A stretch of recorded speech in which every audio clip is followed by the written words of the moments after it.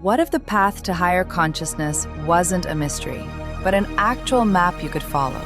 In this podcast, we're decoding Alice Bailey's masterpiece, Initiation, Human and Solar, End to End. I'm Vera. I'm Owen. This is the ultimate roadmap for soul evolution, and we're unpacking every single layer. The youth of endless summers. I've never quite been able to shake that one. She uses the phrase a little further into the book, and it just stays with you. The youth of endless summers. You'd better say who it belongs to, though, because on its own, that just sounds like a line of poetry. It does, and honestly, it more or less is. But it's a name for a very specific being. The oldest resident of this planet, if you want to put it that way. And I opened on the name rather than the office, because it's easy to arrive at Chapter 4 and feel like you've walked into a government reorganization. The founding of the hierarchy. Sounds administrative. Right. Minutes of a very old meeting. And it partly is that, but underneath all the structure, there's a person. And the claim that gets me most in the whole book is sitting right here. That the highest being on this planet is here as a sacrifice, by choice. So this is the story of how it all began, and who paid to begin it. And it comes with a date, which we flagged last time. 18 million years, give or take. Give or take. So let's tell it as a story, because it's got a shape, an arrival, then a quickening, then a crisis. Start with the arrival. Mid-Lemurian epoch, she says. Roughly 18 million years ago. And the planetary logos of our Earth scheme, so the great life whose body is basically this whole planet and everything on it, one of the 7 spirits before the throne, in the old scriptural phrase.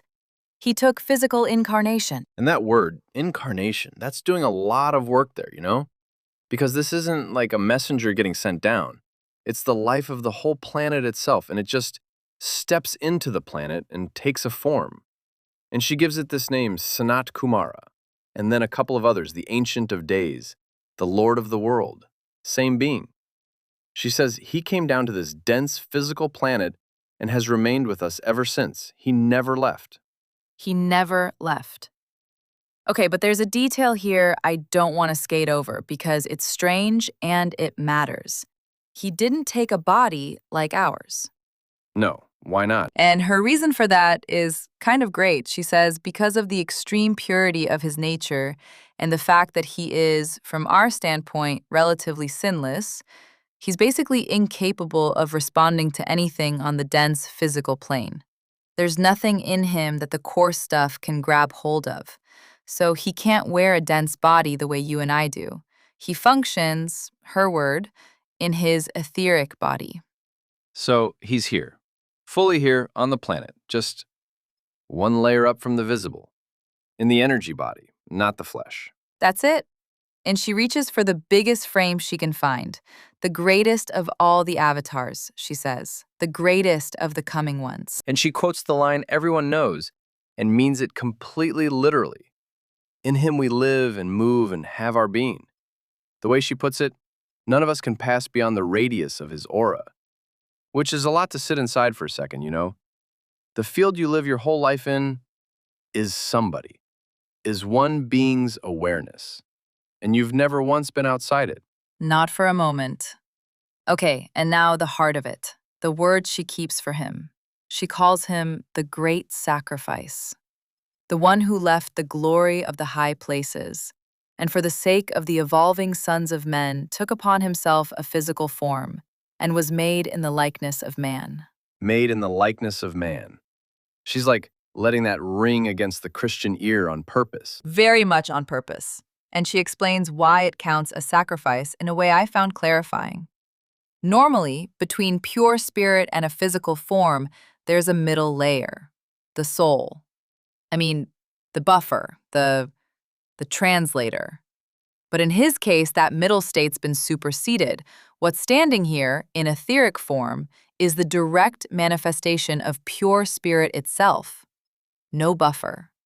So the sacrifice, it's not really the discomfort of a body, it's the exposure. There's nothing in between him and the density. Pure spirit, in direct contact with the lowest matter, no soul layer to soften it. for 18 million years. And she gives you the scale of the being making that choice. She says the gap between him and an adept, a master, is as wide as the gap between that master and animal man. Okay, hang on. Let me make sure I've got that. We've spent a few episodes building up how staggering a master is. Like a being who's finished the whole path and come out free of the three worlds. Right. And she's saying he is as far beyond a master is beyond animal man. That's not a step up. That's the same enormous distance, stacked again. Stacked again. And that's the being who's here in the mud with us, by choice. And she gives an analogy for what his coming did to the planet, from the map we've been using. The whole planetary scheme is to the planetary logos what your body is to you. And she says his taking incarnation was like the moment the soul finally takes a firm conscious grip on its vehicles. So before the planet was sort of running on its own, loosely supervised from a great height. And this is the hand closing on the controls. The hand closing, yeah. And there's a second image right beside it that's so precise. She says in the head of every person there are like 7 centers of force. And through those head centers, the energy of the soul gets circulated through the whole body. Well, Sanat Kumara, with 6 other Kumaras, holds exactly that position for the planet. The 7 of them are the planet's head centers. The head centers of the whole body of the world. And it's not a still arrangement either. She says this planetary head center works through the heart and the throat, and through those controls everything else. So there's this living circuitry with him at the crown of it, and the current running through all of it is his will. And he didn't arrive alone. He did not. He came with a group. Highly evolved entities, his own karmic group. Beings who embody the forces of his head, his heart, his throat. They came in to be focal points, concentrations of planetary force scattered through the system, all working the one plan. And here's the part of that I find kind of hopeful. Their places don't stay filled by the original crew forever. They get filled over time by us, by whoever qualifies. Slowly, though. She's honest that for the longest time, almost none of those places were filled from our humanity. The inner circle was recruited from initiates of the moon chain, the cycle before this one, or beings who came in on streams of energy from other planetary schemes. Older souls from elsewhere. But that's changing, right? That's changing. She says the ones who've triumphed in our own humanity are rapidly increasing in number now. They hold the minor offices, beneath the central group. And at the very center, there's this esoteric group of 6, who, with the Lord of the world, form the heart of the whole effort. The 7 again, always the 7.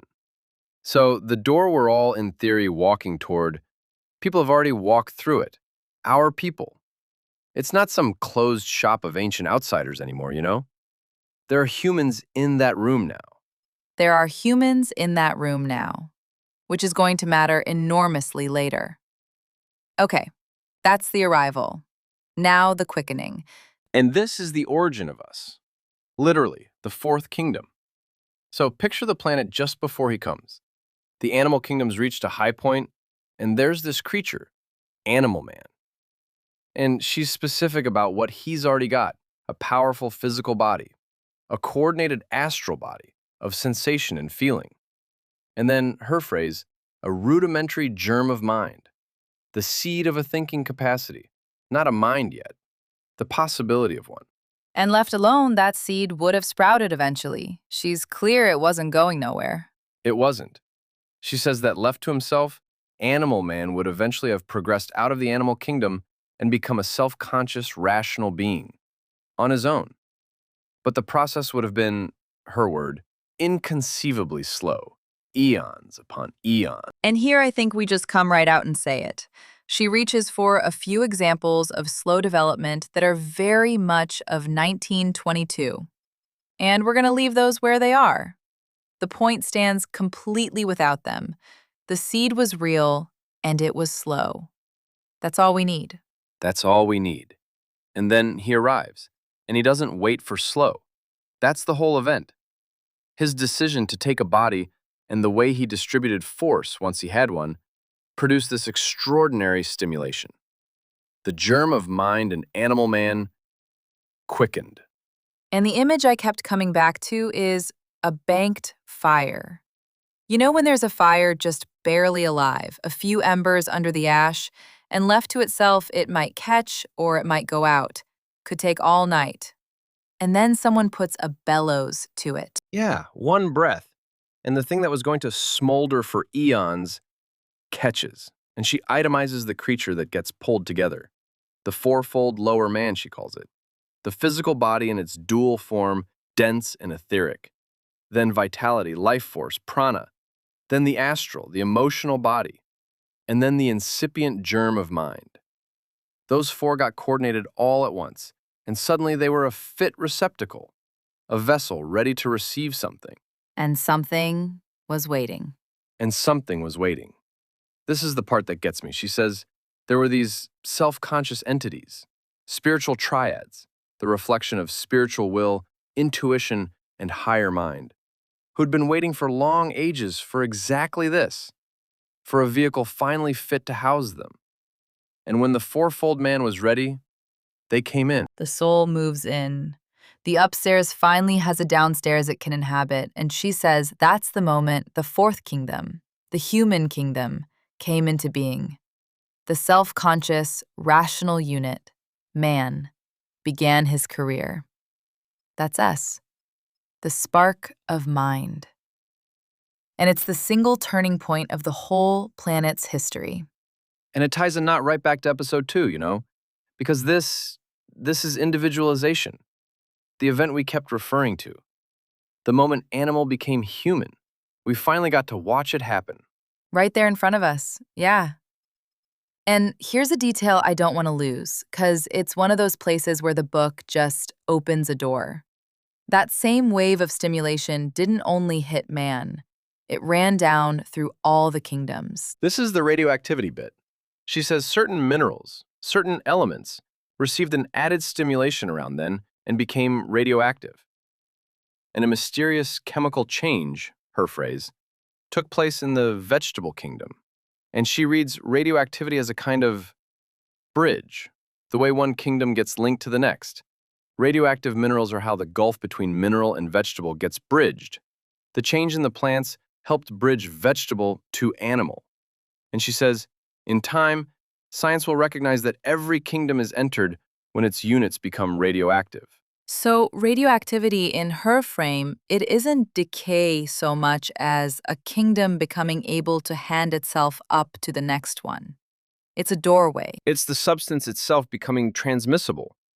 A strange, rather beautiful way to read something we mostly file under danger.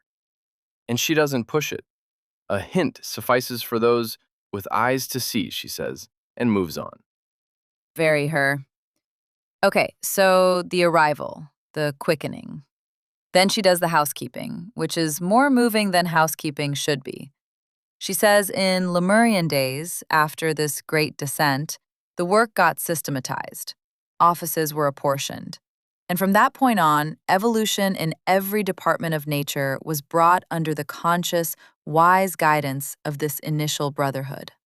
So it stops being weather and starts being gardening, tended, on purpose. And then the line she really wants us to keep. This brotherhood still exists. Still exists.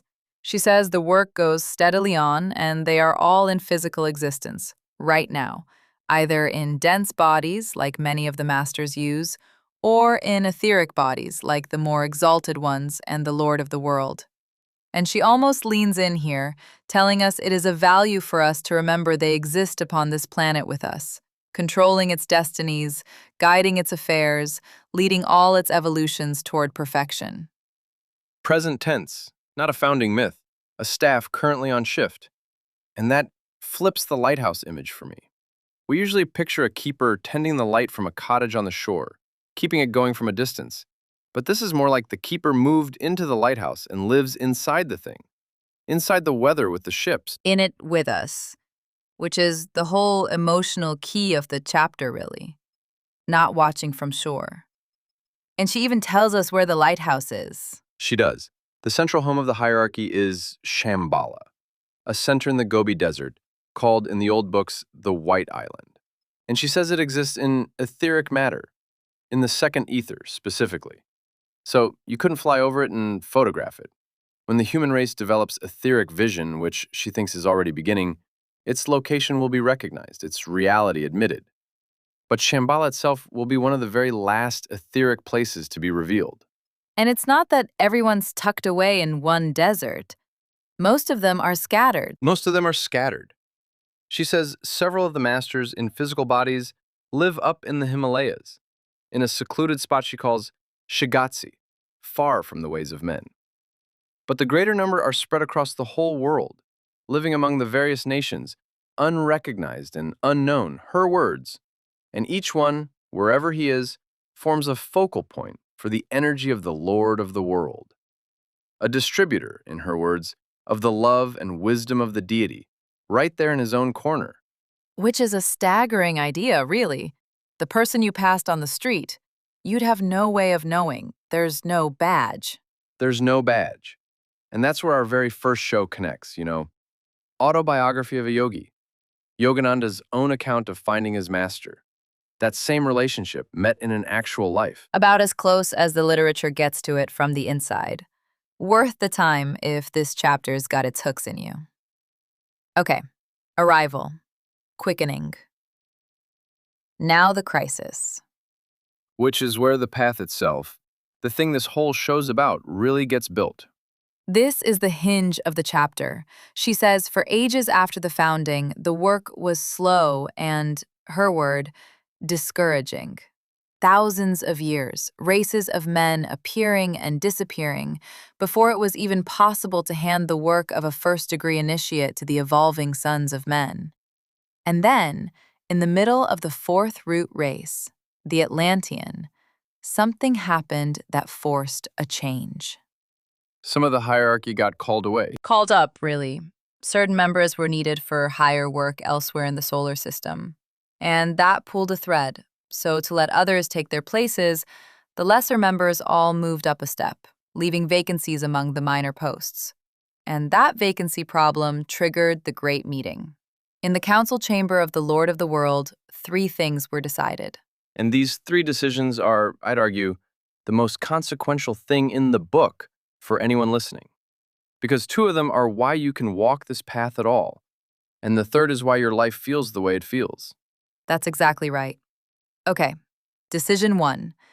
They closed the door. The door between animal and human. The door animal men had been passing through to become human. They closed it. For a time, no more monads coming in to take up bodies at that level, which fixed the size of the human kingdom at what it then was.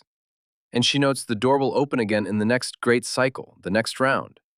But that's several million years off, so it's not our concern.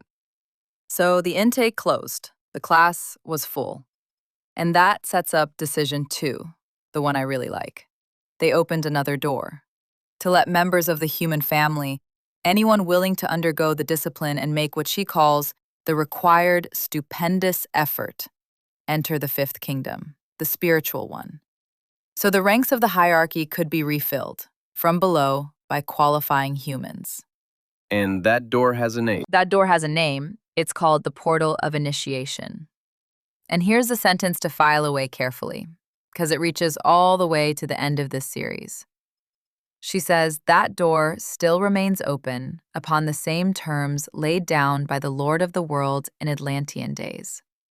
And those terms, she tells us, will be stated in the last chapter of this book. So the terms of entry were set in Atlantis, and they have not changed since, and she's telling us, right now, that she'll hand us the actual terms at the very end, which is exactly where this series is headed, a good stretch of road from here. The last thing we do is read out those terms. Set in Atlantis, unchanged, still the price of the door. Keep that thread in your hand. Okay, decision 3. The one you said explains why life feels the way it does. This is the one. They decided to make the line between spirit and matter sharply defined, to emphasize the inherent duality of everything, and, her phrasing, to enunciate the problem of good and evil. And here's the part that reframes everything. She says that whole problem was set up solely for the benefit of humanity. Solely for us. Meaning it's not a cosmic accident we're caught in, it's a teaching device. It's a teaching device. She's very explicit. Below man, the problem doesn't exist. A mineral has no good and evil. And beyond man, transcended, it's gone again. It exists only in the human stretch. And the reason is, man has to learn, through experience and pain, that existence is dual. And having learned it, he gets to choose. And he chooses the spirit aspect and centers himself there. And that choosing is the whole engine of the path. So the tension you feel, the pull between the higher and the lower we've talked about, the tug-of-war years, that's not the universe being broken. That's the exact machinery they installed, on purpose, for us. So we'd have something real to choose against. So we'd have something to choose against. And here's the resolution she gives it, the turn right at the end. Once a person achieves liberation, once he's chosen and centered in spirit, he finds that all is one anyway. That spirit and matter were a unity the whole time. The duality was real, and it was also scaffolding. True while you needed it, and it dissolves the moment you're through. The wall was real, and the wall comes down. Same as with At One Mint a couple of episodes back. She says the hierarchy simply took advantage of the one thing that makes us human, the discriminating mind, and used the balancing of opposites to hand us away back to the source we came from. And decision 3 had a cost, a big one. Because if you sharpen light against dark that much, You get a war. She says this decision led to the great struggle that defined the Atlantean civilization. The forces of light and the forces of darkness arrayed against each other, and it culminated in the destruction we remember as the flood, which she notes is referred to in all the scriptures of the world. and she keeps that very level, which I appreciate. It's not a spooky claim, it's just every tradition on Earth carries a flood memory. And she's saying they're all remembering the same event. Every tradition carries it, and she leaves it there. But the part that stops you is what she says next. The struggle didn't end with Atlantis. It persists. And she names her own present. She says the world war we've just been through was a recrudescence of it, a flare-up of the same ancient struggle. And to be clear, because the timing matters, she's writing in 1922. So the war just passed, in her words, is the First World War. That's the one she means, and her reading of it is striking. She says on every side in that war there were two groups, those fighting for an ideal, for the highest they knew, and those fighting for material and selfish advantage, light and dark, wearing every uniform, on every side. And swept up between them, huge numbers who fought blindly, caught in the racial karma of it. Which is a sobering lens to carry into any conflict, honestly. That the real line doesn't run between the sides on the map, it runs right through them. The same choice decision 3 set up, playing out at the scale of nations. The same choice, at the scale of nations. And she doesn't despair over it. No, she says these 3 decisions are having and will have a profound effect on humanity. But the desired result is being achieved. The mind aspect in man is coming alive. It's working. It's working. Okay, one last piece before we close. Because there's a whole population in this chapter we haven't mentioned, and she doesn't want them left out. The devas. She points out that working within the hierarchy is this huge number of beings the Christian calls angels and the East calls devas. Many passed through the human stage ages ago and now work in a great evolution that runs parallel to ours. And the division of labor's the interesting bit. The devas concern themselves with the form side. They're the builders. They produce, through their work, every form there is, familiar and unfamiliar. While the human side of the hierarchy works on consciousness, on the life inside the form. 2 evolutions, side by side. One shaping the vessel, one growing what lives in it. And that's the chapter, the founding. The arrival of the Great Sacrafice, the quickening of mind, the 3 decisions, and the 2 great families of workers holding it all together. And I keep coming back to the name you opened with. The youth of endless summers. Because after all of this, the 18 million years, the sacrifice with no buffer, the war that's still going, that name is somehow the truest note. Something in him is untouched by all of it. Endless summer.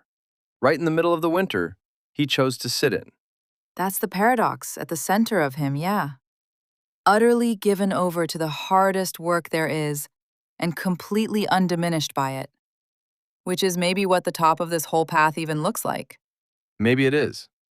So, where does the book take us next? Well, an organization 18 million years old presumably has a structure, and it does. Next time she opens the doors and shows us the actual departments, 3 of them. And she makes a personal claim that every human being belongs to one of the 3. That your temperament, the shape of your soul, isn't random. It's a department you were, sort of, assigned to. Which I did not expect to find in a chapter about cosmic government, That my personality has a filing. Your personality has a home office. And once you know which one, a lot of things about you make a different kind of sense. That's next time. And if walking a big old book slowly like this is your kind of evening, this is one show and a whole family of them over at Pillar 5 Media. Same idea every time. One deep book, 2 people, taken at the pace of a real conversation. Different hosts, different books, but the same wish underneath. To take something vast and make it feel like it's being talked through with a friend. They're all at pillar5media.com. And that's pillar, then the number 5, as a numeral, media.com. Thanks for sitting with the beginning of things today. It's a heavy story to carry, the Great Sacrafice. And you carried it well. See you in the departments. Be well till next time.